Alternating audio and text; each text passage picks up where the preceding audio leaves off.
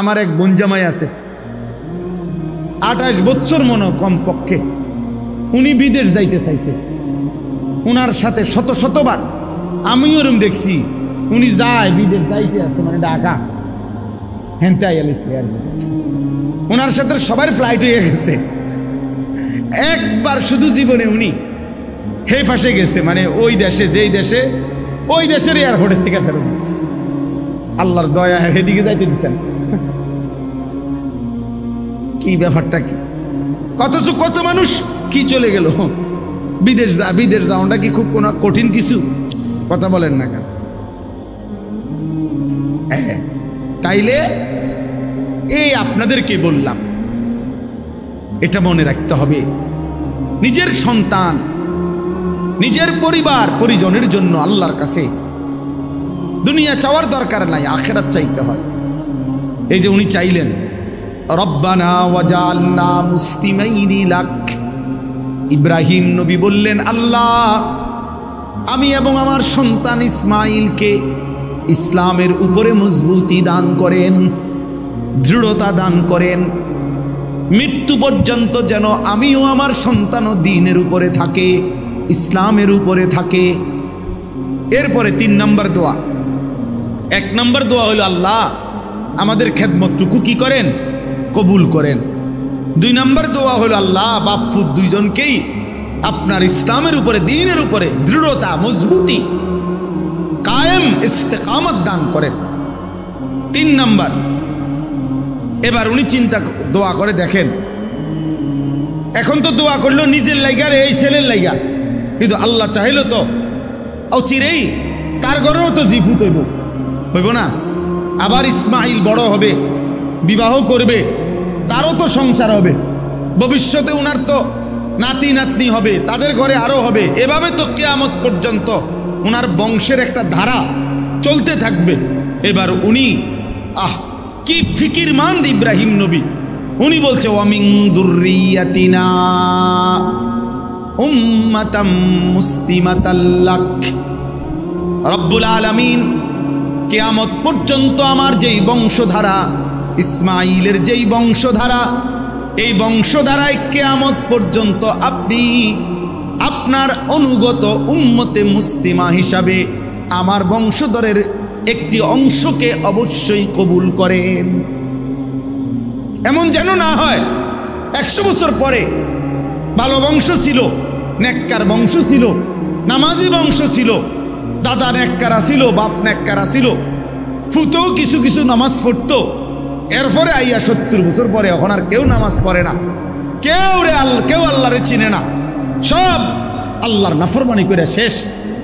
ইব্রাহিম আলাইহিস সালাম বলছে এমন যেন কখনো না হয়, কিয়ামত পর্যন্ত আমার বংশধারায় একটা অংশ যেন এমন থাকে যে যারা সর্বদাই উম্মতে মুসলিমা, আপনার আনুগত্য, আপনাকে আত্মসমর্পণকৃত, আপনার অনুসার, আপনার আদেশ মানে এরকম মুসলিম একটা গ্রুপ, একটা বংশের একটা অংশ কিয়ামত পর্যন্তের জন্য আপনি কবুল করে নেবেন।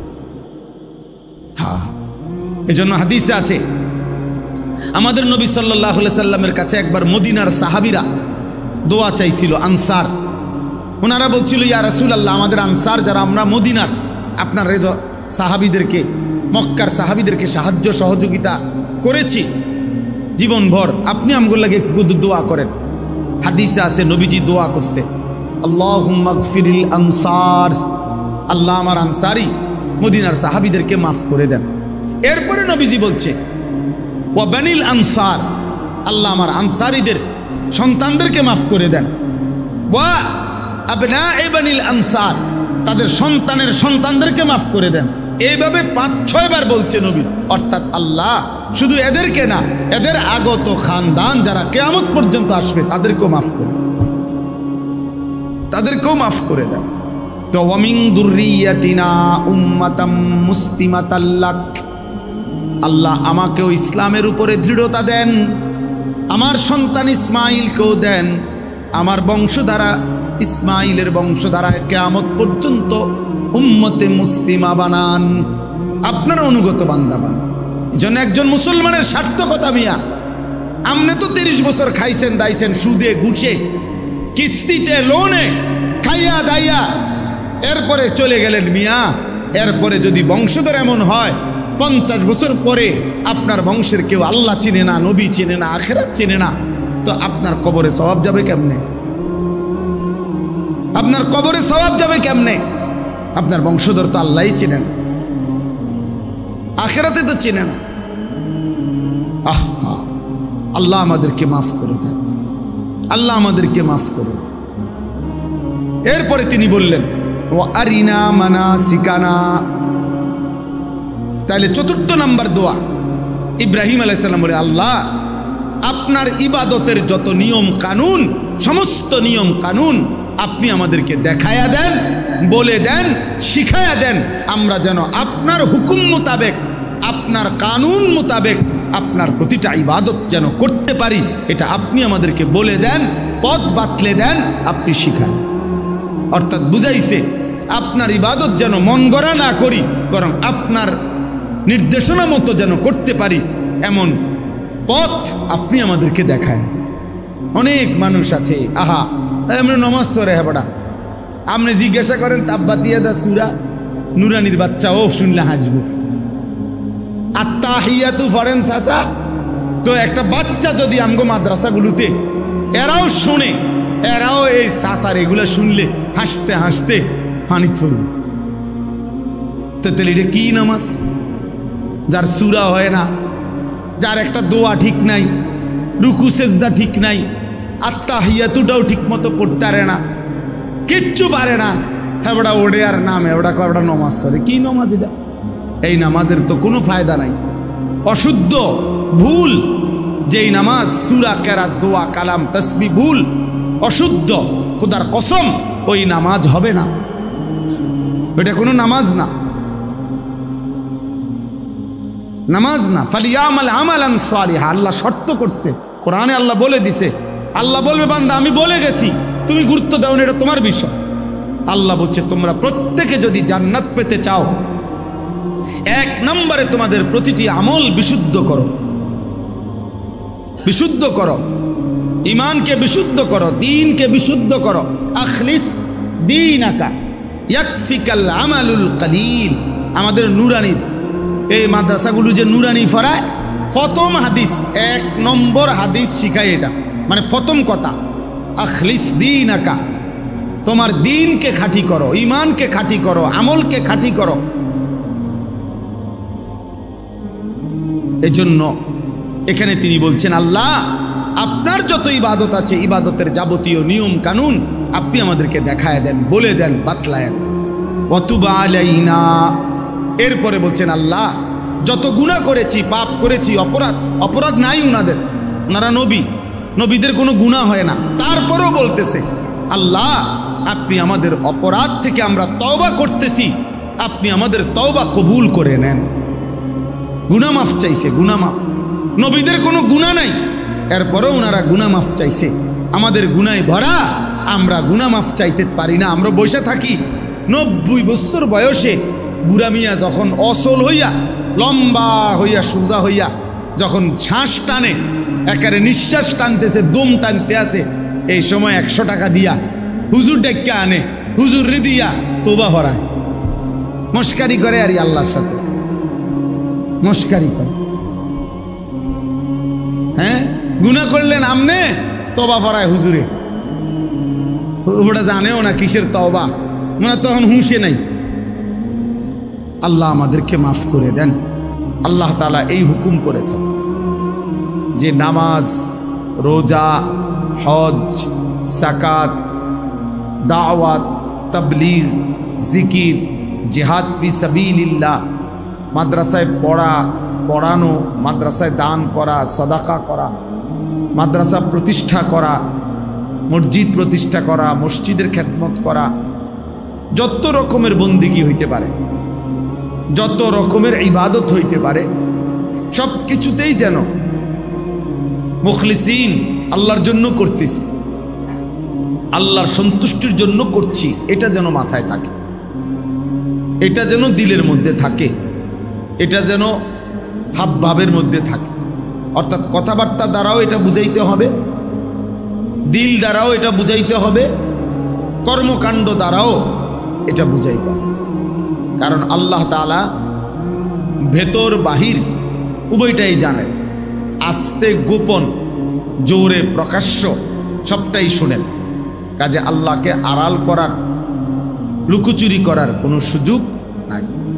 মানুষ হয়তো মনে বুঝলো না, মানুষ হয়তো চিনল না, মানুষ হয়তো ভাবছে খুব বুজুর্গ, কিন্তু আল্লাহ তাআলা তো ভেতরও জানেন, বাহিরও জানেন। এই জন্য আল্লাহ তাআলা কোরআনুল কারীমের মধ্যে বলছেন, ওয়া আসিররু কাওলাকুম আবিজহারু বি, তোমরা আস্তে বলো আর জোরে বলো, সব আল্লাহ তাআলা শুনতে পান। ইন্নাহু আলিম, তিনি সব জানেন। এমনকি বিযাতিস সুদূর, অন্তরের গভীরে যা আছে আল্লাহ তাআলা তাও জানেন। তাহলে এই জন্য আমি কিংবা আপনি কেউ কোনো আমল আল্লাহর জন্য করছি কিনা এটা লুকাইবার কোনো সুযোগ নাই। মানে দুনিয়ার কেউ হয়তো বুঝে নাই যে আমার দিলের মধ্যে আছে দুনিয়া, বাহ্যিক মানুষকে দেখাইলাম খুব আল্লাহর জন্য। তাহলে এই দ্বিমুখী আচরণ এটা যদি দুনিয়ার মানুষ কেউ ধরতেও না পারে, বুঝতেও না পারে, কিন্তু মহান আল্লাহ রব্বুল আলামিন নিশ্চিত সেটা বোঝেন। কারণ তিনি ভেতরও জানেন, বাহিরও জানেন। ইয়ালামু খাইনাতাল আয়ুন ওয়া মা তুখফিস সুদূর, আল্লাহ তাআলা চোখের যত খেয়ানত, গুনাহ মানে প্রকাশ্য, এটাও জানেন। ওয়া মা তুখফিস সুদূর, আল্লাহ নিজেই বলতেছে তোমরা অন্তরে যা লুকিয়ে রাখছো সেটাও জানেন। তাহলে আল্লাহকে আড়াল করার, আল্লাহকে ফাঁকি দেওয়ার কোনো সুযোগ নেই। কোরআনুল কারীমের মধ্যে আছে, আলাম ইয়ালাম বিআন্নাল্লাহা ইয়ারা, আল্লাহ তাআলা বলে বান্দা কি জানে না, আমার বান্দা কি এটা জানে না যে আমি আল্লাহ তাকে সারাক্ষণ দেখি। আল্লাহ আমাদেরকে সারাক্ষণ দেখে, এক সেকেন্ডও আমরা আল্লাহ তাআলার নজরের আড়ালে না। তাহলে আল্লাহকে আড়াল করব কিভাবে আমরা? আল্লাহ তাআলা বলেন, আলা ইয়ালামু মান খালাক, বান্দা তোমরাই বলো যিনি সৃষ্টি করেছেন সব কিছু, তিনি তার সৃষ্টি সম্পর্কে জানবেন না? যিনি বানাইলেন তিনি জানবেন না কি বানাইলেন, কেমন বানাইলেন, কোথায় থাকে, কেমন থাকে? আল্লাহ তাআলা বলেন এটা তো তোমরাও বলবা, হ্যাঁ যিনি বানাইছেন তিনি তার প্রোডাক্ট, তার উৎপাদিত জিনিসের ব্যাপারে তিনি সবচেয়ে ভালো জানেন, এর ভেতর বাহিরের গুণাগুণ, এতে 2 নম্বরই আছে কিনা, এতে সবটা 1 নম্বর কিনা, ইত্যাদি ইত্যাদি। যিনি বানাইছেন তিনি তো জানেন। তো আল্লাহ যেহেতু আমাদেরকে সৃষ্টি করেছেন, তো আল্লাহ তাআলাই পূর্ণ জানেন আমাদের হালাত। তাহলে এই আপনারাই আগে শোনেন 1 নম্বর কথা এটা। আমি মাওলানা আশরাফ তাকেও বলছি, আলহামদুলিল্লাহ সেই বছর আমাদের সাথে উমরাও করছে, অল্প বয়সে আলহামদুলিল্লাহ আল্লাহর ঘর দেখছে, নবী সাল্লাল্লাহু আলাইহি ওয়াসাল্লামের রওজায়ে আতহার দেখছে, এটাও তার জীবনের অনেক বড় সৌভাগ্য। কত মানুষ 60 বছরে, 70 বছর, 90 বছরও কোনো দিন মালিকের ঘর দেখে না, আল্লাহর ঘর দেখেই নাই, নবী সাল্লাল্লাহু আলাইহি সাল্লামের রওজা শরীফ দেখেও নাই। অনেক বদনসিব বুড়া মানুষ আছে, দুর্ভাগা, এই বুড়া মিয়ার জীবনের সব টাকার ব্যবস্থা করতে পারছে, করে, কিন্তু আল্লাহর ঘর জিয়ারতের জন্য ওনার কাছে কখনোই টাকা হয় না। আসল কথা হলো তার দিলের মধ্যে কখনোই এই ঘরের প্রতি জজবাই নাই, আগ্রহই নাই। নাই তো 3 ছেলে বিদেশ পাঠাইবার টাকা মিলছে, বাড়িতে বিল্ডিং করার টাকা হইছে, জমি কিনবার টাকা হইছে, 60 বছরের সব প্রয়োজন পূরণ হইছে, শুধু আল্লাহর ঘর জিয়ারতের টাকাটা ব্যবস্থা হয় না। আসল কথা হলো দিলে নাই, অন্তরে এটা নাই, মানসিকতাই নাই। এই জন্য কোরআনুল কারীমের মধ্যে আছে, কাফারা ফা ইন্নাল্লাহা গানিয়্যুন আনিল আলামিন, আমার ঘরে সামর্থ্য থাকার পরেও আসতে যে অস্বীকার করে, আল্লাহ নিজে বলছে এমন সৃষ্টি জীব থেকে, এমন মানুষ থেকে আমি আল্লাহ তাআলা পূর্ণ অমুখাপেক্ষী। অর্থাৎ আমি আল্লাহ তার দাঁড় না, আমি তার পরোয়াই করি না। সে আমার ঘরে আসে নাই, এই জন্য আমার ঘরের মর্যাদাও কমে নাই, আমি আল্লাহর মর্যাদাও কমে নাই, নাউজুবিল্লাহ। বরং ক্ষতিগ্রস্ত হয়েছে সেই যে আসে না, যে আমার ঘরে ইবাদত করে না, সামর্থ্য থাকা সত্ত্বেও, ফরজ হওয়া সত্ত্বেও যে পালন করে না। তো যাই হোক, আমাদের সব কিছুতে আমরা আলহামদুলিল্লাহ অনেকে আসি, মসজিদে দান করি, মাদ্রাসায় দান করি, ভালো কাজ, গরিব দুঃখী অসহায়কে দান করে থাকি। এক্ষেত্রে এটা জরুরি বিষয় মনে রাখতে হবে। ওই ছেলে দেখেন, এই ছেলের মোবাইলের দিকে দেখেন, অপদার্থে বসে বসে মোবাইলটা নিয়েই ব্যস্ত। তোমারে বলি, এই গেঞ্জিওয়ালা তোমারে বলতেছে, ফালতু কোথাকার, বেওকুফ। মোবাইল টিপতানি বসছো, এখানে ফাইজলামি করতে বসছো। জি, হেঁটে হেঁটের মোবাইল লিয়েই ব্যস্ত। কি করে ওয়াজ, কে করে, কি করে, হেঁটের এগুলো দিয়ে করবো কি? এর মোবাইল আছে, ৭,০০০ ধন আছে, বুঝেন নাই? আর কি, একটা মোবাইল থাকা মানে ৭,০০০ ধন। একটা মোবাইল আছে তো সব আছে। তো চলেন, তাহলে আমরা প্রথম এটা বললাম, আমাদের দুনিয়ায় আলহামদুলিল্লাহ আমরা কম বেশি প্রত্যেকেই দান সৎকা করি, ভালো কাজ করি, সমাজের কল্যাণে অনেক কাজ করি, নিজেরা ইবাদত আমল করে থাকি। এই সবটার মধ্যে আমাদের এটা খেয়াল রাখতে হবে, ইখলাস জরুরি। আল্লাহর জন্য হলো কি? আল্লাহর জন্য। তারার মসজিদে আমি দিয়ে লাভ কি? তারা কি আর আমারে পরে চিনবুনি? তাই তো বোঝা গেল, আপনার কথার দ্বারাই তো স্পষ্ট হয়ে গেল আপনি কি জন্য দান করলেন। হ্যাঁ, হেইতের মাদ্রাসা আমি দিমু কিনতাম, হ্যাঁ, আমার কি? তারার মাদ্রাসা, তারার নাম হইব, আমরার কিতা? এই তো তাইলে বোঝা গেল আপনার যেহেতু নাম হইতো না, দুনিয়ার মানুষ আপনার নাম নিত না, এই জন্য দিতেন না। তো মানুষের জন্যই তো করলেন, মানুষের জন্যই তো করলেন। এই জন্য এটা জরুরি, এটা বুঝা আমাদের। কিন্তু সামান্য শব্দের ভুলে, বাক্যের ভুলে, কথার ভুলে আমাদের ইখলাস নষ্ট হয়, আল্লাহর জন্য আর বিষয়টা থাকে না। তাহলে টাকায় টাকা গেল, কষ্টে কষ্ট গেল, অথচ যদি আল্লাহ গ্রহণ না করে তো একেবারে বেশি লস ছাড়া আর কিছু না। এই জন্য কোরআনুল কারীমের তিলাওয়াত, 5 ওয়াক্ত নামাজ, দান সাদাকা, সমস্ত বন্দিগি আল্লাহর জন্য করা উচিত, আল্লাহর জন্য করা উচিত। হাদিসের মধ্যে আছে, নবী সাল্লাল্লাহু আলাইহি ওয়াসাল্লাম বলেন, মান আহাব্বা লিল্লাহ ওয়া আবগাদা লিল্লাহ ওয়া আ'তা লিল্লাহ ওয়া মানা'a লিল্লাহ। যে কাউকে ভালোবাসলো আল্লাহর জন্য, যে কারো বিরোধিতা করলো আল্লাহর জন্য। একজন নেককার লোককে আমি ভালোবাসলাম তো আল্লাহর জন্য, সে আল্লাহর ইবাদত করে। একজন চোর, ডাকাত, মদখোর, গাঁজাখোর, বাটপার, সিটার, তাকে আমি অপছন্দ করলাম আল্লাহর জন্য, যে সে আমার আল্লাহর নাফরমান, এই জন্য আমি তাকে পছন্দ করি। ও আ'তা লিল্লাহ, নবী সাল্লাল্লাহু আলাইহি ওয়াসাল্লাম বলেন, যে কাউকে দান করলো, কিছু দিল আল্লাহর জন্য। ওয়া মানা'a লিল্লাহ, নিষেধ করলো মানে দিল না, তুমি এটা গানের মধ্যে খরচ করবা, তুমি এটা নাচে গানে খরচ করবা, খেল তামাশায় খরচ করবা, গুনার কাজে, নারীর আড্ডায়, মদের আড্ডায়, জুয়ার আড্ডায় খরচ করবা, আমি দেব না। তো আল্লাহর নবী সাল্লাল্লাহু আলাইহি সাল্লাম বলেন, নিষেধ করলো, দান করলো না, এটাও আল্লাহর জন্য। নবীজি বলেন, এই 4টা আল্লাহর জন্য যার হলো, ভালোবাসলো আল্লাহর জন্য, বিরোধিতা করলো আল্লাহর জন্য, দিল আল্লাহর জন্য, নিষেধ করলো আল্লাহর জন্য, ফাকাদ ইস্তাকমালাল ঈমান, তার ঈমান পূর্ণ হয়ে গেল। তার ঈমান কি হয়ে গেল? পূর্ণ হয়ে গেল, তার ঈমান পূর্ণ হয়ে গেল। তাইলে কি বুঝা গেল? আমাদের সব কিছু, আমরা মুসলমান, আপনি বুঝেন না, আপনি গ্রামের মানুষ, আপনি সিধা সাদা মানুষ, এই সমস্ত কথা বললে হবে না বাপ।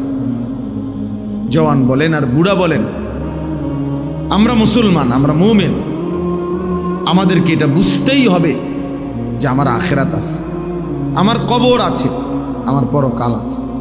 অতএব এই কথা যদি আমরা বুঝি, তাহলে আমাদের সমস্ত কর্মকাণ্ডই হওয়া উচিত আল্লাহর জন্য, আল্লাহর নির্দেশনায়, রাসূলুল্লাহ সাল্লাল্লাহু আলাইহি সাল্লামের তরিকায়। এটাই আমাদের জীবন। আপনি যদি নাও বুঝেন মরে যাবেন, আপনি যদি পুরাও বোঝেন মরে যাবেন। খেয়াল করলেও মরে যাবেন, বেখেয়াল হইলেও মরে যাবেন। অলসতার লোকটারও মৃত্যু হয়, ব্যস্ততম লোকটারও মৃত্যু হয়। কাজেই আমাদেরকে মরতেই হবে, হাসি কিংবা কাঁদি, আনন্দ কিংবা বেদনায় চলে যেতে হবে আমরা প্রত্যেকে ইনশাআল্লাহ। আমি এই মাদ্রাসা দেখে, মাদ্রাসার এই সুন্দর আয়োজন দেখে এই জন্য বললাম, এসব কিছু যেন আল্লাহর সন্তুষ্টির জন্য, আল্লাহর সন্তুষ্টির জন্য হয়। আল্লাহ যেন গ্রহণ করে, আল্লাহ যেন কবুল করে, বলেন আমিন। এবার দেখেন এই আয়াত, 3টা আয়াত পড়ছি অল্প কথায়। এই 3টা আয়াতের তর্জমা শুনাইলে আমার কথা শেষ। প্রথম পারায়, দ্বিতীয় সূরা, সূরা বাকারার 127, 128, 129 এই 3টি আয়াত আমি তেলাওয়াত করেছি এই অল্প একটু সময়। এই 3টা আয়াতের তর্জমা শোনাবো, এরপরে আমার কথা শেষ হবে ইনশাআল্লাহ।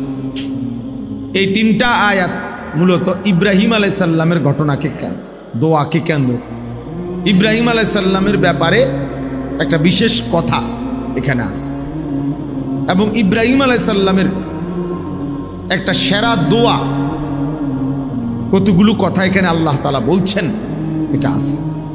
ইব্রাহিম আলাইহিস সালাম একজন অন্যতম নবী রাসূল, আল্লাহ তাআলার বহুতই পছন্দের, মহব্বতের, প্রিয় একজন নবীর নাম হলো ইব্রাহিম আলাইহিস সালাম।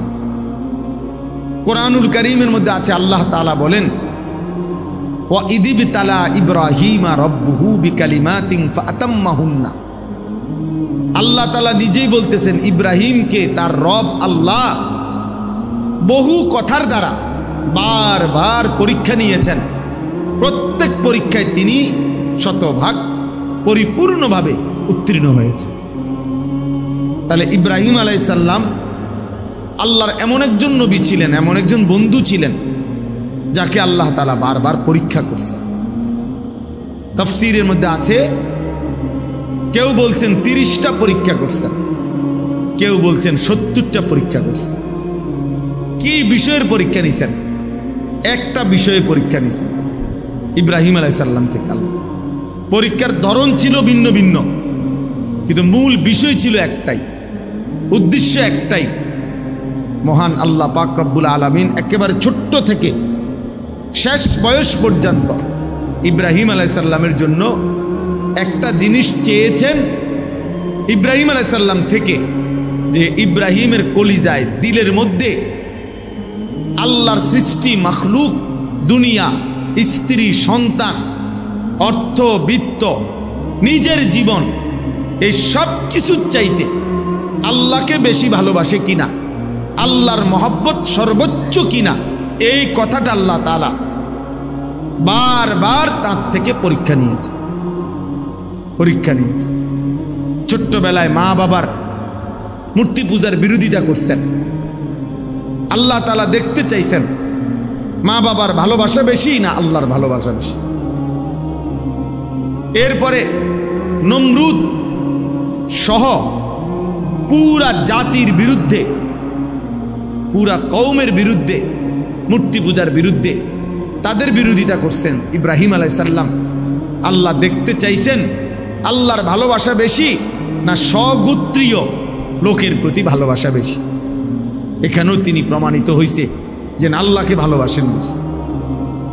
নমরুদের আগুনের কুণ্ডুলিতে ফেলে দিছে, এখানে তার নিজের জান, নিজের জীবন বিপদগ্রস্ত হয়েছে। আল্লাহ দেখতে চাইছেন ইব্রাহিম নিজের জীবনকে বেশি ভালোবাসে না আল্লাহকে বেশি ভালোবাসে। এজন্য আগুনে পড়বার মুহূর্তেও তাফসীরের মধ্যে আছে, জিব্রাইল, মিকাইল, ইসরাফিল, আজরাইল, এই 4 ফেরেশতা ওনাকে বলছেন, হে নবী ইব্রাহিম, আপনি বললে আমরা আপনাকে এই আগুন থেকে বাঁচাইয়ে দেব। তিনি বলছে, না তোমরা যাও, আমি যেই আল্লাহর জন্য আগুনে পড়তে যাচ্ছি তিনি আমাকে দেখতেছেন, তিনি আমাকে দেখছেন। হাসবি আল্লাহ, আমার আল্লাহই আমার জন্য যথেষ্ট, আল্লাহই যথেষ্ট। তাইলে উনি নিজের জানের চাইতো আল্লাহকে বেশি ভালোবাসেন, এটা প্রমাণ করছে। নিজের বংশ স্বজন থেকে, নিজের দেশ জাতি গোত্র গোষ্ঠী সম্প্রদায় থেকে আল্লাহকে বেশি ভালোবাসেন, আপন মা বাবার চাইতেও বেশি আল্লাহকে ভালোবাসেন। এরপরে আল্লাহ তাআলা উনাকে একটা 84 বছর বয়সে অনেক কান্নার পরে একটা মাসুম বাচ্চা, একটা সন্তান দান করছেন, ইসমাঈল আলাইহিস সালাম। এই ছেলেটাকে নিয়ে আল্লাহ তাআলা বারবার পরীক্ষা করছে। একবার বলছে ইসমাঈলকে কোলে নিবা না, আদর করবা না, চুমা দিবা না, উনি মেনে নিছে। আরেকবার বলছে তাকে দূরে চোখের আড়াল করে দূর দেশে রাইখা আসবা, উনি সেটাও মেনে নিছে। আরেকবার বলছে তাকে জবাই করে ফেলবা, তো উনি জবাই করতেও রেডি হয়েছে। উনি প্রমাণ করছে যে আল্লাহ ছোটবেলায় যেরকম মা বাবার ভালোবাসার চাইতো আপনাকে বেশি ভালোবাসছি, আজকে আবারও প্রমাণ করলাম সন্তানের চাইতো আপনাকে বেশি ভালোবাসি, মা বাবার চাইতেও আপনাকে বেশি ভালোবাসি, সন্তানের চাইতেও বেশি আপনাকে ভালোবাসি।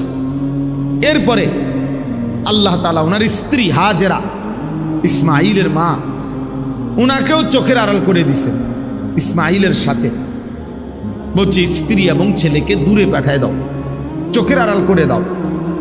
ইব্রাহিম আলাইহিস সালাম, আমি সংক্ষেপে বললাম আর কি, এত রাজি হয়েছেন, এত দূরে পাঠাই দিয়ে আসছেন তাদেরকে। একেবারে ঘাস তরু লতা পানি বিহীন, জনমানবহীন একেবারে মরুভূমি, সেখানে একাকী রেখে আসছেন।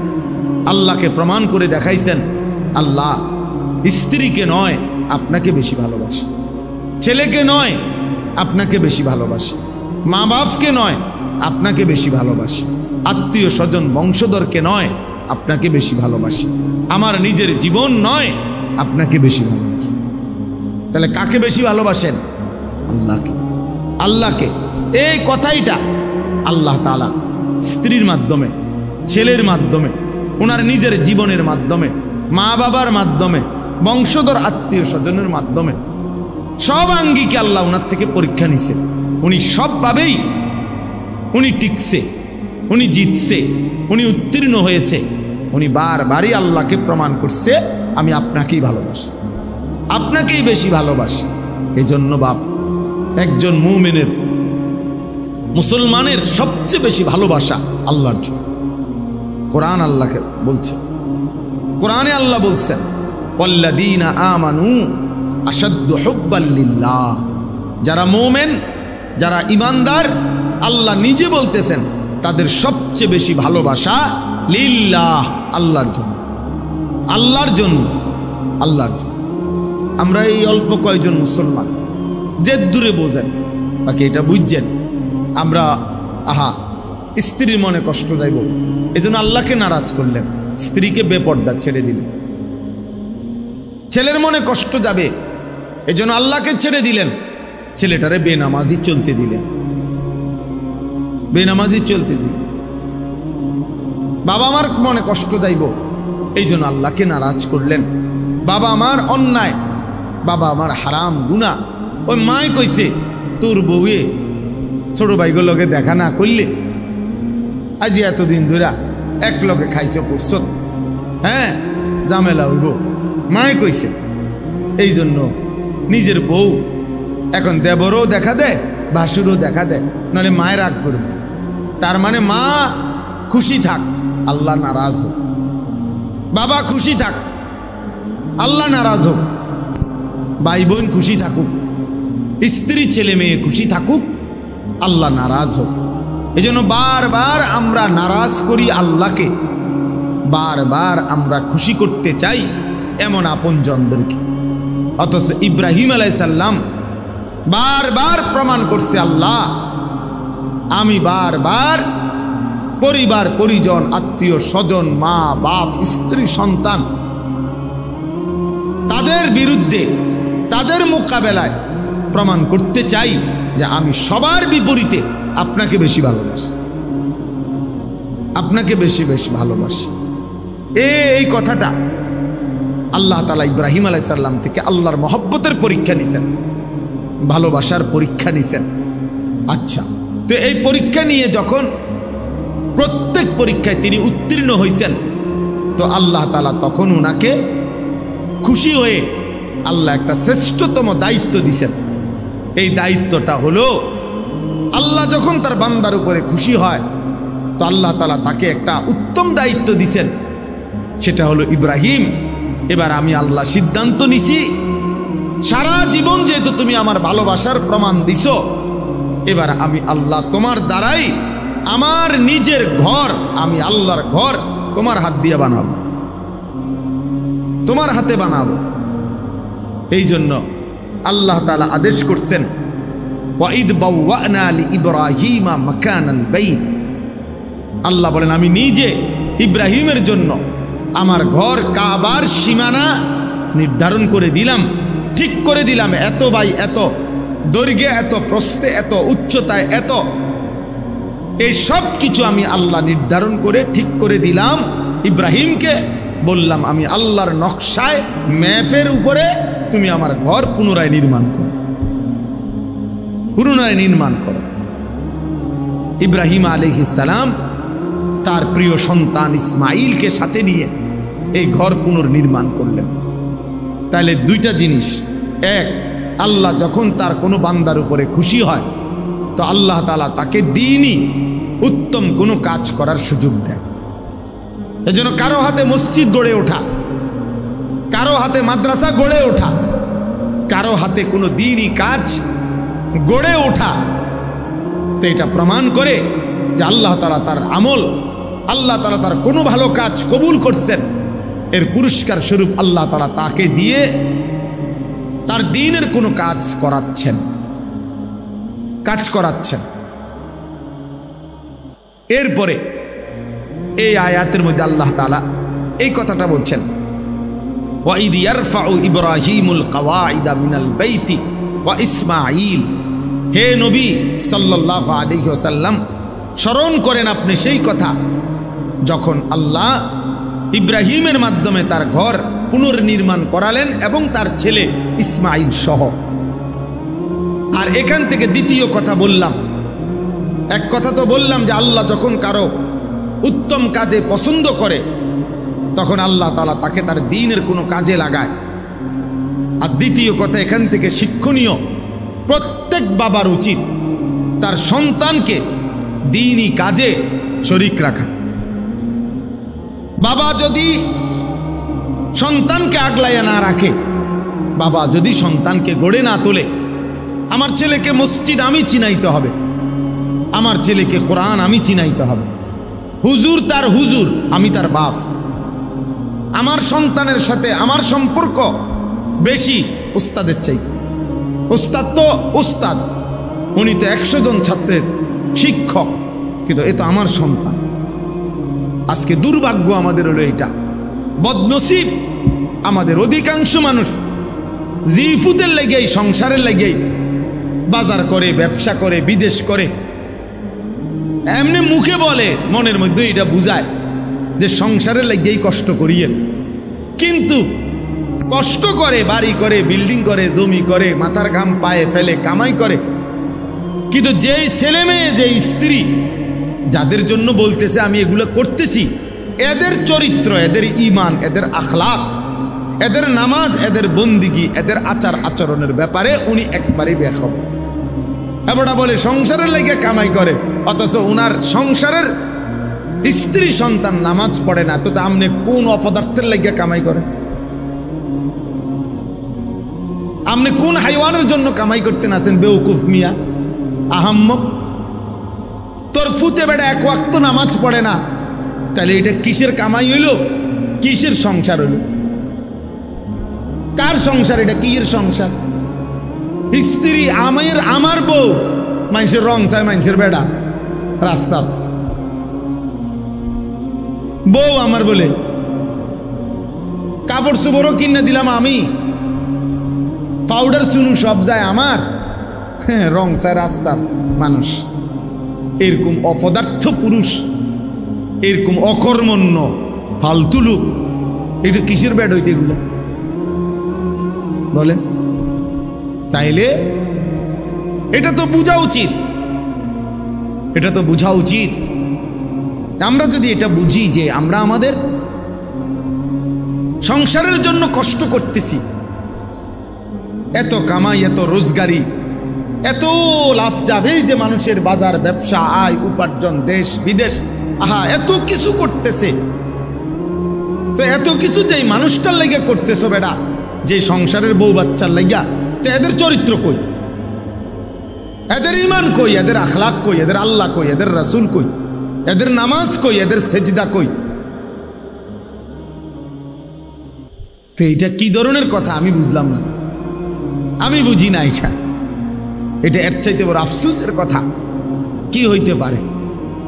কি হইতে, আমি রোজগার করি যে সন্তানের জন্য, আমার চোখের সামনে সে এক ওয়াক্ত নামাজও পড়ে না, তো আমি কি রোজগার করলাম? কার লাগে করলাম? কার জন্য করলাম? কেন করলাম? তাই আমার স্ত্রী পর্দা করে না, আমার স্ত্রী নামাজ পড়ে না, তো আমি কার জন্য রোজগার করলাম? আমার ছেলের চুল, চেহারা, লেবাস, পোশাক দেখলে বুঝাই যায় যে বাপের সাথে তার কোনো সম্পর্কই নাই, না চেহারায়, না সুরতে, না কথাবার্তায়, না আচরণে। তো এটা আমনের বাপ হইল কেমনে? আরে আমনের ফুত হইল কেমনে? ইব্রাহিম তো এমন বাপ ছিলেন যিনি এত বড় আল্লাহর ঘর নির্মাণের কাজেও, ছোট্ট ছেলে 12-13 বছর, 14 বছরের ছেলে মাত্র, কিন্তু আল্লাহর ঘর নির্মাণের এত বড় মহান কাজে উনি ওনার ছেলেকে সঙ্গী রাখছেন, বা ইসমাইল ছেলেকে সাথে রাখছেন, বুঝাইছেন যে আমার সন্তানকে, আমার সন্তান ওই কাজই করবে, আমি বাপ যা করব, আমি করব আল্লাহর ঘর নির্মাণ, তা আমার সন্তান বুঝিব এভাবে মোবাইল টিপব, আমার সন্তানও তাই করবে। এটা না বাপ পুতের কথা, এটা না বাপ আর পুতের সম্পর্ক।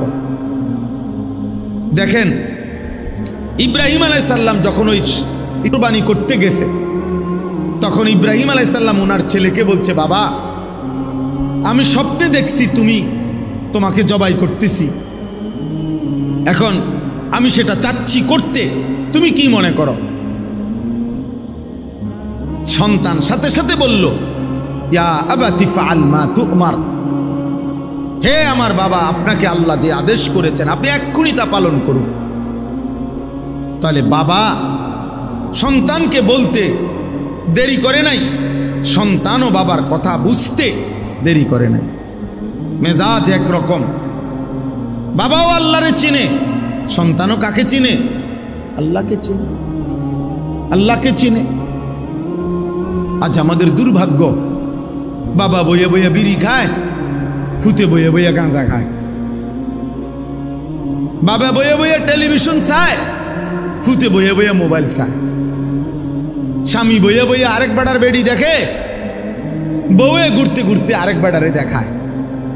ও মা, কার কি সংসার, কেডা স্বামী, কেডা স্ত্রী, কেডা ছেলে, কেডা বাপ, কিচ্ছুর কোনো খবর নেই, কিচ্ছুর কোনো খবর নেই। যার যে শুধু মূল হিসাব হইল একত্রে থাকি, ভিন্ন থাকি, কোনো রকমে দুগা ভাত খাওন, কদ্দুর উত্তালাওন,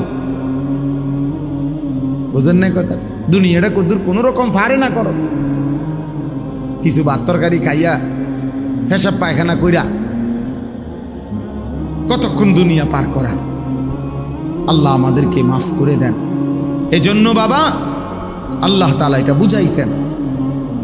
আমি এটাই হাদিস পড়ছি, এটাই মূল বক্তব্য, লম্বা ওয়াজ করতে চাই না।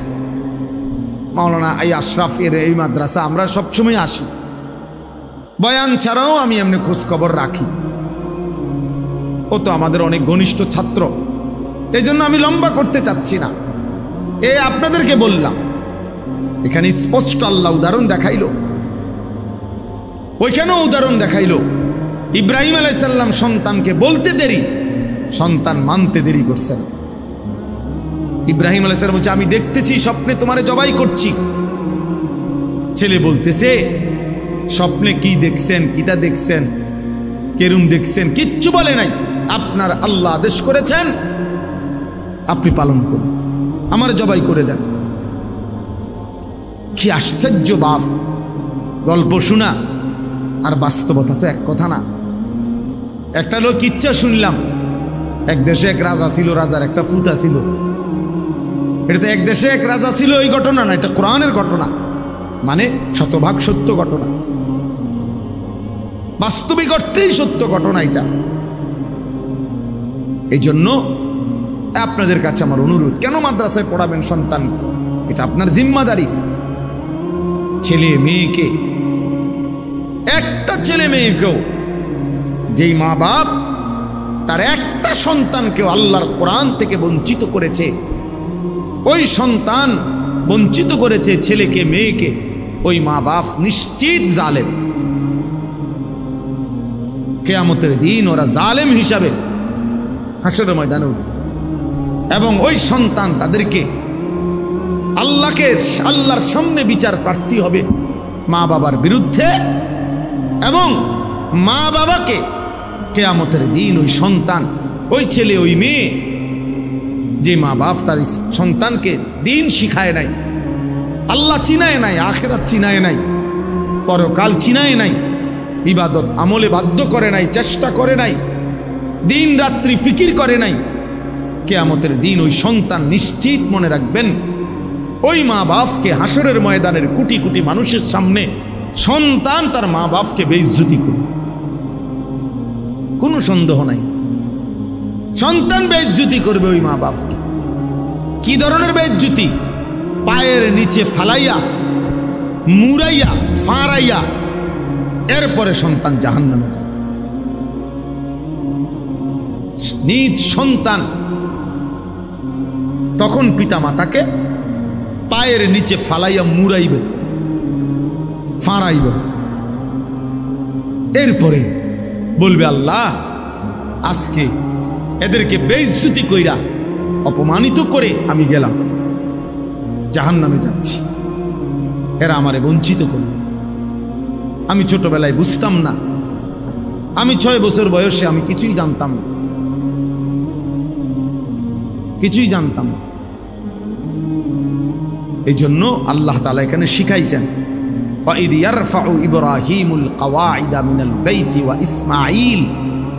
আল্লাহ বলেন, ইব্রাহিম আমার ঘর পুনর্নির্মাণ করলো, এবং ইসমাইল অর্থাৎ ইব্রাহিম তার সাথে ছেলেকেও নিলেন, নিয়া বাপ ফুতে এবার এক মনে, এক ধ্যানে, এক ফিকিরে আল্লাহর ঘর নির্মাণ করছে, কাবা নির্মাণ করে এবার আল্লাহর কাছে ইব্রাহিম আলাইহিস সালাম ছেলেকে সাথে নিয়া, আহা বনো কেমন সুন্দর বিষয়, যে মনে করেন একজন বাবা, ওনার বয়স তো 85 বছর, আর ছেলেটার বয়স 13-14 বছর, তো বাপ ফুত দুইজনেই আল্লাহর কাছে হাত উঠেছে, মুনাজাত ধরছে, একটা বড় হাত, একটা ছোট্ট হাত, পিচ্ছি হাত, একটা ছোট্ট মানুষের হাত, আরেকটা বড় মানুষের হাত, তো 2 হাত একসাথে আল্লাহর কাছে এবার উঠাইছে। উঠাইয়া ইব্রাহিম আলাইহিস সালাম কতগুলো দোয়া করছে আল্লাহর কাছে, এইটাই শেষ, এই দোয়াটি বলতে চাইছি। আল্লাহর ঘর বানিয়ে নিজের এবং নিজের সন্তানের জন্য, পরিবারের জন্য ইব্রাহিম আলাইহিস সালাম আল্লাহর ঘর বানাইয়া দোয়া করছে। এই দোয়ার মধ্যে কি বলছে দেখেন। আর আমরা পরিবারের জন্য, সন্তানের জন্য আমরা কি ভাবি, আর উনি কি ভাবছে, কি বলছে, কি বলা উচিত, এই শুধু এটা শুনে, তাইলে শেষ। ইব্রাহিম আলাইহিস সালাম ইসমাইলকে সাথে নিয়ে আল্লাহর ঘর কাবা পুনর্নির্মাণ করে আল্লাহর কাছে 2 হাত তুলে দোয়া শুরু করছে। এবার এই দোয়া করতেছে, রব্বানা তাকাব্বাল মিন্না, 1 নম্বর দোয়া, আয় আল্লাহ আমরা পিতা পুত্র মিলে আপনার ঘর নির্মাণ করলাম, রব্বুল আলামিন আমাদের এই খেদমতটুকু আপনি কবুল করে নেন।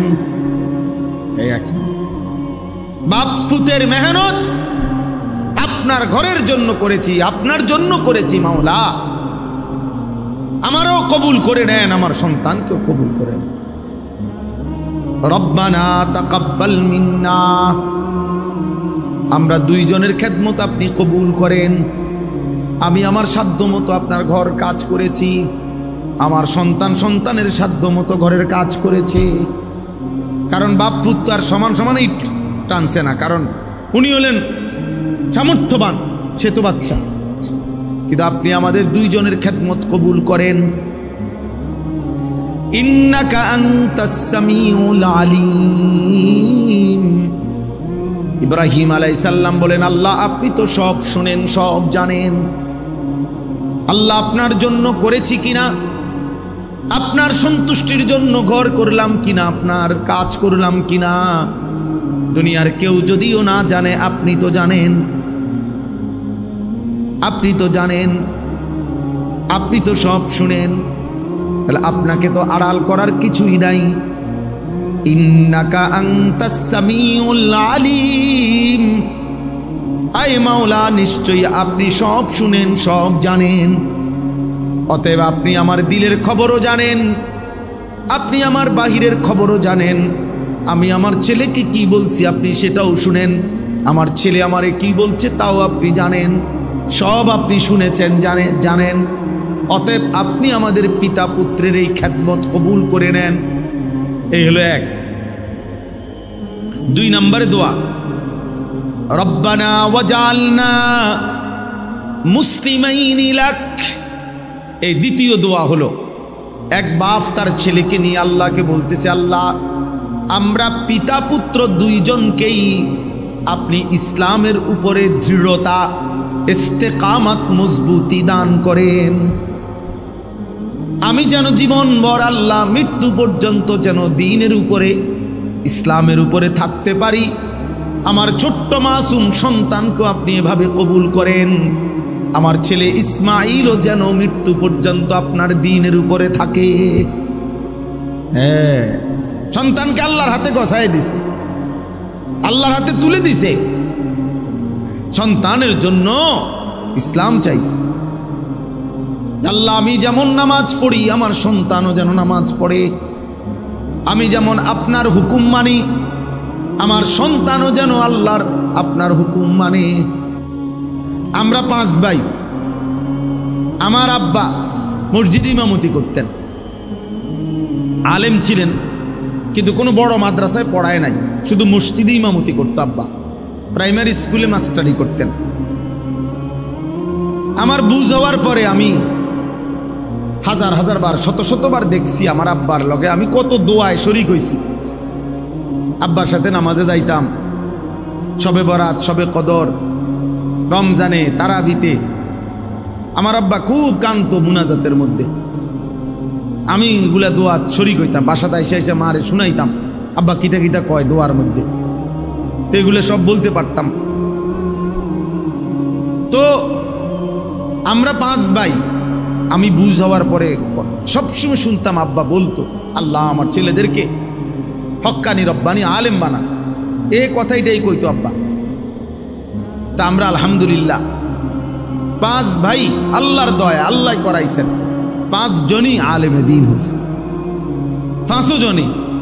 কিন্তু মজার একটা বিষয় হলো, আমরা 5 ভাই এই পর্যন্ত বহুবার, আমি একটু কম করছি, বাকি অন্যরা, আমিও সামান্য একবার চেষ্টা করছি ব্যবসায়িক লাইনে টাকা পয়সা খাটাইয়া লাভবান হওয়ার জন্য।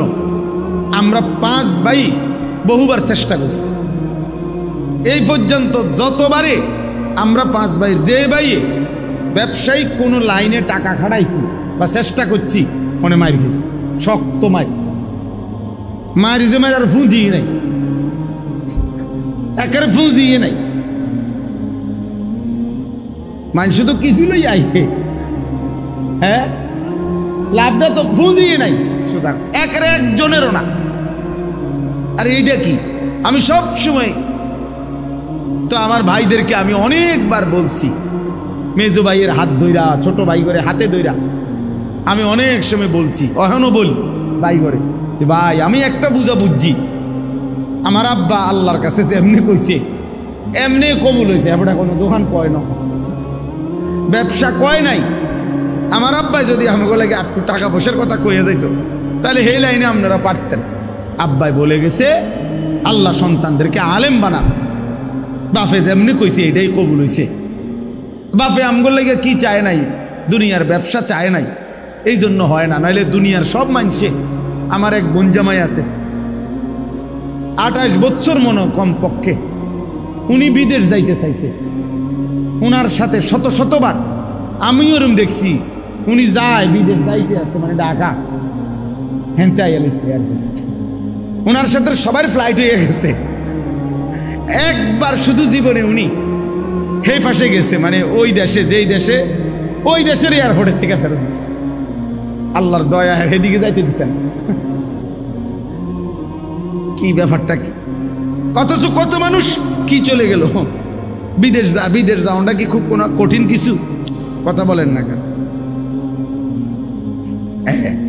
তাইলে এই আপনাদেরকে বললাম, এটা মনে রাখতে হবে, নিজের সন্তান, নিজের পরিবার পরিজনের জন্য আল্লাহর কাছে দুনিয়া চাওয়ার দরকার নাই, আখিরাত চাইতে হয়। এই যে উনি চাইলেন রব্বানা ওয়াজআলনা মুসলিমাইনি লাক, ইব্রাহিম নবী বললেন আল্লাহ আমি এবং আমার সন্তান ইসমাইলকে ইসলামের উপরে মজবুতি দান করেন, দৃঢ়তা দান করেন, মৃত্যু পর্যন্ত যেন আমিও আমার সন্তানও দ্বীনের উপরে থাকে, ইসলামের উপরে থাকে। এরপরে 3 নম্বর দোয়া। 1 নম্বর দোয়া হলো আল্লাহ আমাদের খেদমতটুকু কি করেন, কবুল করেন। 2 নম্বর দোয়া হলো আল্লাহ বাপ পুত দুইজনকেই আপনার ইসলামের উপরে, দ্বীনের উপরে দৃঢ়তা, মজবুতি, কায়েম ইস্তেকামত দান করেন। 3 নম্বর, এবার উনি দোয়া করে দেখেন, এখন তো দোয়া করলো নিজের লাইগা, এই ছেলের লাইগা, কিন্তু আল্লাহ চাইল তো চিরেই তার ঘরেও তো জিফুত হইব না। আবার ইসমাইল বড় হবে, বিবাহ করবে, তারও তো সংসার হবে, ভবিষ্যতে উনার তো নাতি নাতনি হবে, তাদের ঘরে আরো হবে। এভাবে তো কিয়ামত পর্যন্ত উনার বংশের একটা ধারা চলতে থাকবে। এবার উনি কি ফিকিরমান ইব্রাহিম নবী, উনি বলছে ওয়ামিন দুররিয়াতিনা উম্মাতাম মুসলিমাতাল লাক, রব্বুল আলামিন কিয়ামত পর্যন্ত আমার যেই বংশধারা, ইসমাইলের যেই বংশধারা, এই বংশধারায় কিয়ামত পর্যন্ত আপনি আপনার অনুগত উম্মতে মুসলিমা হিসাবে আমার বংশধরের একটি অংশকে অবশ্যই কবুল করেন। এমন যেন না হয় 100 বছর পরে ভালো বংশ ছিল, নেককার বংশ ছিল, নামাজি বংশ ছিল, দাদা নেককারা ছিল, বাপ নেককারা ছিল, ফুতেও কিছু কিছু নামাজ পড়তো, এরপরে আইয়া 70 বছর পরে এখন আর কেউ নামাজ পড়ে না, কেউ আল্লাহরে চিনে না, সব আল্লাহর নাফরমানি করে শেষ। ইব্রাহিম আলাইহিস সালাম বলছে এমন যেন কখনো না হয়, কিয়ামত পর্যন্ত আমার বংশধারায় একটা অংশ যেন এমন থাকে যে যারা সর্বদাই উম্মতে মুসলিমা, আপনার আনুগত্য, আপনাকে আত্মসমর্পণকৃত, আপনার অনুসার, আপনার আদেশ মানে এরকম মুসলিম একটা গ্রুপ, একটা বংশের একটা অংশ কিয়ামত পর্যন্তের জন্য আপনি কবুল করেন। হ্যাঁ, এজন্য হাদিসে আছে আমাদের নবী সাল্লাল্লাহু আলাইহি সাল্লামের কাছে একবার মদিনার সাহাবীরা দোয়া চাইছিল, আনসার। ওনারা বলছিল ইয়া রাসূলুল্লাহ, আমাদের আনসার যারা, আমরা মদিনার আপনার সাহাবীদেরকে, মক্কার সাহাবীদেরকে সাহায্য সহযোগিতা করেছি জীবনভর, আপনি আমগুলো লাগে একটু দোয়া করেন। হাদিসে আছে নবীজি দোয়া করছে, আল্লাহুম্মা গফিরিল আনসার, আল্লাহ আমার আনসারি মদিনার সাহাবীদেরকে মাফ করে দেন। এরপরে নবীজি বলছে ওয়া বানিল আনসার, আল্লাহ আমার আনসারীদের সন্তানদেরকে মাফ করে দেন। ওয়া আবনায়ে বানিল আনসার, তাদের সন্তানের সন্তানদেরকে মাফ করে দেন। এইভাবে 5-6 বার বলছে নবী, অর্থাৎ আল্লাহ শুধু এদেরকে না, এদের আগত খানদান যারা কিয়ামত পর্যন্ত আসবে তাদেরকেও মাফ করে দেন, তাদেরকেও মাফ করে দেন। তো ওয়া মিন যুররিয়াতিনা উম্মাতাম মুসলিমাতাল লাক, আল্লাহ আমাকেও ইসলামের উপরে দৃঢ়তা দেন, আমার সন্তান ইসমাঈলকেও দেন, আমার বংশধারা ইসমাঈলের বংশধারায় কিয়ামত পর্যন্ত উম্মতে মুসলিমা বানান, আপনার অনুগত বান্দা বানান। এজন্য একজন মুসলমানের সার্থকতা মিয়া, আপনি তো 30 বছর খাইছেন দাইছেন সুদে ঘুষে কিস্তিতে লোনে খাইয়া দাইয়া, এরপরে চলে গেলেন মিয়া। এরপরে যদি বংশধর এমন হয় 50 বছর পরে আপনার বংশের কেউ আল্লাহ চিনে না, নবী চিনে না, আখিরাত চিনে না, তো আপনার কবরে সওয়াব যাবে কেমনে? আপনার কবরে সওয়াব যাবে কেমনে? আপনার বংশধর তো আল্লাহই চিনেন, আখিরাতে তো চিনেন।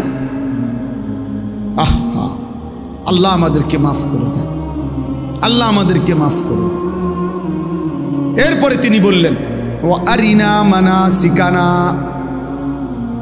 তাহলে 4 নম্বর দোয়া ইব্রাহিম আলাইহিস সালাম বলে, আল্লাহ আপনার ইবাদতের যত নিয়ম কানুন, সমস্ত নিয়ম কানুন আপনি আমাদেরকে দেখায়া দেন, বলে দেন, শিখায়া দেন, আমরা যেন আপনার হুকুম মোতাবেক, আপনার কানুন মোতাবেক আপনার প্রতিটা ইবাদত যেন করতে পারি, এটা আপনি আমাদেরকে বলে দেন, পথ বাতলে দেন, আপনি শিখান। অর্থাৎ বুঝাইছে আপনার ইবাদত যেন মন গড়া না করি, বরং আপনার নির্দেশনা মতো যেন করতে পারি, এমন পথ আপনি আমাদেরকে দেখায় দেন। অনেক মানুষ আছে, আহা এমনি নমাজ পড়ে হেবড়া, আপনি জিজ্ঞাসা করেন তাব্বাতিয়াদা সূরা নুরানির বাচ্চা ও শুনলে হাসবো, আত্তাহিয়াতু ফরেন চাচা। তো একটা বাচ্চা যদি আমগো মাদ্রাসাগুলোতে এরাও শোনে, এরাও এই চাচার এগুলো শুনলে হাসতে হাসতে পানি পড়বে। তো তাহলে এটা কি নামাজ? যার সূরা হয় না, যার একটা দোয়া ঠিক নাই, রুকু সেজদা ঠিক নাই, আত্তাহিয়াতুটাও ঠিক মতো পড়তে পারে না, কিচ্ছু পারে না, হ্যাঁ ওটা ওড়ে আর নামে ওটা ওটা নমাজ পড়ে। কি নমাজ এটা? এই নামাজের তো কোনো ফায়দা নাই, অশুদ্ধ, ভুল। যেই নামাজ সূরা কেরাত দোয়া কালাম তাসবিহ ভুল, অশুদ্ধ, খোদার কসম ওই নামাজ হবে না, ওইটা কোনো নামাজ না, নামাজ না। ফালিয়ামাল আমালান সালিহা, আল্লাহ শর্ত করছে কোরআনে, আল্লাহ বলে দিছে, আল্লাহ বলবে বান্দা আমি বলে গেছি, তুমি গুরুত্ব দাও না, এটা তোমার বিষয়। আল্লাহ বলছে তোমরা প্রত্যেকে যদি জান্নাত পেতে চাও, 1 নম্বরে তোমাদের প্রতিটি আমল বিশুদ্ধ করো, বিশুদ্ধ করো, ইমানকে বিশুদ্ধ করো, দ্বীনকে বিশুদ্ধ করো। আখলিস দীনাকা ইয়াকফিকাল আমালুল কলিল। আমাদের নুরানি এই মাদ্রাসাগুলো যে নুরানি ফরায়, প্রথম হাদিস 1 নম্বর হাদিস শিখায় এটা, মানে প্রথম কথা আখলিস দীনাকা, তোমার দ্বীনকে খাঁটি করো, ইমানকে খাঁটি করো, আমলকে খাঁটি করো। এজন্য এখানে তিনি বলছেন আল্লাহ আপনার যত ইবাদত আছে, ইবাদতের যাবতীয় নিয়ম কানুন আপনি আমাদেরকে দেখায় দেন, বলে দেন, বাতলায় দেন। ওয়াতুবা আলাইনা। এরপরে বলছেন আল্লাহ যত গুনাহ করেছি, পাপ করেছি, অপরাধ নাই ওনাদের, ওনারা নবী, নবীদের কোনো গুনাহ হয় না, তারপরেও বলতেছে আল্লাহ আপনি আমাদের অপরাধ থেকে আমরা তওবা করতেছি, আপনি আমাদের তওবা কবুল করে নেন। গুনাহ মাফ চাইছে, গুনাহ মাফ। নবীদের কোনো গুনাহ নাই, এরপরেও ওনারা গুনাহ মাফ চাইছে। আমাদের গুনায় ভরা, আমরা গুনাহ মাফ চাইতে পারি না, আমরা বসে থাকি। 90 বছর বয়সে বুড়া মিয়া যখন অসল হইয়া, লম্বা হইয়া, সোজা হইয়া যখন শ্বাস টানে, একেবারে নিঃশ্বাস টানতেছে, দম টানতে আছে, এই সময় 100 টাকা দিয়া হুজুর ডেক্কা আনে, হুজুর দিয়া তোবা হরায়, মস্কারি করে আর আল্লাহর সাথে মস্কারি করে। হ্যাঁ, গুনাহ করলেন আমনে, তওবা ফরায় হুজুরে, ওটা জানেও না কিসের তওবা, মানে তখন হুঁশে নাই। আল্লাহ আমাদেরকে মাফ করে দেন। ইন্নাকা আনতাত তাওয়াবুর রহিম। এই ইব্রাহিম আলাইহিস সালাম বলেন আল্লাহ নিশ্চয়ই আপনি তওবা কবুলকারী, আপনি দয়াবান, কাজে আপনি আমাদের তওবা কবুল করে নেন, আপনি আমাদেরকে ইবাদতের নিয়ম কানুন দেখাইয়া দেন, আপনি আমাদের বংশধারায় সর্বযুগে মুসলিম হিসাবে কবুল করেন, আপনি আমরা বাপ ফুতকেও ইসলামের উপরে দৃঢ়তা দেন, আমাদের আমলগুলো কবুল করেন। সর্বশেষ আল্লাহর কাছে ইব্রাহিম নবী বলছে, রব্বানা ওয়াবআস ফীহিম রাসূলাম মিনহুম। সুবহানাল্লাহ। ইব্রাহিম আলাইহিস সালাম এবার বলছে, আল্লাহ কিয়ামত পর্যন্ত আমার যে বংশধারা আসবে, এই বংশধারাতেই আমি আপনার কাছে বিশেষ দোয়া করছি যে আমার এই বংশধারায়, আমার ইসমাইলের বংশে আপনি আখিরি জামানার নবী, নবী মুহাম্মদ সাল্লাল্লাহু আলাইহি সাল্লাম, সেই আখিরি বন্ধু, আখিরি নবীকে আমার সন্তান ইসমাইলের আমার বংশে আপনি পাঠান। সুবহান। কেন কেন? ইয়াতলু আলাইহিম আয়াতিকা ওয়া ইউআল্লিমুহুমুল কিতাবা ওয়াল হিকমাতা ওয়া ইউযাক্কিহিম। আমার বংশধারাকে কোরআন শিখাবে, কোরআন এবং সুন্নাহর তালিম দিবে, অন্তর পবিত্র করে গুনাহমুক্ত করে দিবে। অর্থাৎ আমার বংশধারাকে যেন জান্নাতের উপযোগী করে বানায়া দেয়। এই জন্য আমি আপনার কাছে আরজি করি, আখিরি নবী মুহাম্মদ, আখিরি পয়গাম্বর, আখিরি বন্ধু আপনি আমার বংশে দান। সুবহান। ইন্নাকা আনতাল আজিজুল হাকিম। এরপরে সর্বশেষ ইব্রাহিম আলাইহিস সালাম বলছে, আল্লাহ বেশি চাইছি না আপনার কাছে, যা চাইছি আপনি তার চাইতে বড় আজিজ, ক্ষমতাবান, আপনি আরো বেশি দিতে পারেন, আপনার কাছে আরো বেশি আছে, আরো বেশি আছে। আপনি মহা ক্ষমতাবান, আপনি মহা জ্ঞানী, প্রজ্ঞাময়, কাজে আমি বেশি চাই না। তাইলে একজন বাবা তার সন্তান সহ আল্লাহর কাছে কি চাইলেন? আখিরাত চাইলেন, ইবাদত চাইলেন, গুনাহ মাফ চাইলেন, বংশধারাকে যেন আল্লাহ পাক দ্বীনের উপরে রাখে, এটা চাইলেন। অতএব আজকে এই শেষ কথা এটাই, আমরা যেন মনে রাখি যে আমাদের এই যে ছোট ছোট বাচ্চা, এই বাচ্চাগুলো যেন দ্বীন শিখে। এটা যেন প্রত্যেকটা বাবার স্বপ্ন হয় যে আমার জীবনে ঘর করে দিলাম আর না দিলাম, বাড়ি করে দিলাম আর না দিলাম, আমার সন্তান, আমার পরিজন যেন আল্লাহকে চিনে সেজদা করে, যেন নামাজ পড়ে, যেন দ্বীন শিখে। আমি ওই যে বললাম, আমার বাবার 5 ছেলে। আমরা 2015 সালে আমার আব্বা ইন্তেকাল করছে। আল্লাহর দয়ায় আমার আব্বা জীবিত থাকতে থাকতেই আমরা 5 ভাইয়ের মাদ্রাসার পড়ালেখা শেষ হয়ে গেছিল। আব্বা জীবিত থাকতেই দেখছে আমাদেরকে যে আমরা 5 ভাইয়েরই মাদ্রাসার পড়া শেষ হয়েছে আল্লাহর দয়ায়। তো আব্বা 2015 সালে ইন্তেকালের সময় সন্তানরা আলেম হয়েছে সবাই, কিন্তু আমার আব্বা আমাদের 5 জন ভাইয়ের জন্য কোনো একটা ঘর, বাড়ি, বিল্ডিং করে দিয়ে যাইতে পারে নাই। আমরা সরকারি বাসার মধ্যে থাকতাম, আর একটা ছোট্ট ঘর ছিল, ভাড়া দিতাম অল্প কয় টাকা, সেটা আমরা সবাই থাকার উপযোগী না। কিন্তু 2015 সালে আব্বা যখন ইন্তেকাল করে তখন আমাদের কোনো ভাইয়ের ঘর ছিল না আমাদের, কিন্তু সব ভাই আলেম ছিল তখন, আলহামদুলিল্লাহ। তো পরবর্তী 9 বছরের মাথায়, গত বছর 2024 সাল পর্যন্ত 9 বছরের ব্যবধানে 5 ভাই আলাদা জমিও কিনছি, আলাদা বিল্ডিংও করছি। এখন 5 ভাইয়ের বিল্ডিং আছে, 5 ভাইয়ের বিল্ডিংয়েতে সোফা আছে, টাইলস আছে, আপনার ফ্যানও ঘুরে, খাট বাড়ি, প্লেট বাড়ি, এটি সবার ঘরে আছে। তাহলে কাজেই সোফা, খাট, ফার্নিচার, প্লেট বাড়ি, এটি কোনো আশ্চর্য কিছু না। আশ্চর্য এটি বাফে যদি করে না দিয়েও যায় তো পারা যায়, এটি কোনো এত আশ্চর্য না যে আপনি সুদের টিয়া দিয়া, ঘুষের টাকা দিয়া, কিস্তির টাকা দিয়া, বাটফারি করে, সিটারি করিয়া আপনি থাকতে সোফা বানাই দিয়ে যাইতেইব, নইলে আপনার পুঁতে পারবে না। বুয়া একেবারে বেওকুফ মানুষ এটা বেটা। এগুলো কোনো বিষয় না, বিষয় হলো দ্বীন, বিষয় হলো ঈমান। আমাদের স্বপ্ন থাকবে যে আমি আমার স্ত্রী সন্তানের জন্য দ্বীন ও ঈমানের ফিকির করব। আল্লাহ আমাদেরকে তৌফিক দেন। আজকের এই মাদ্রাসা নূরে মদিনা আল্লাহ কবুল করে নেন। আপনারা সবর করে বসছেন, আল্লাহ আপনাদেরকে উত্তম বিনিময় দান করেন।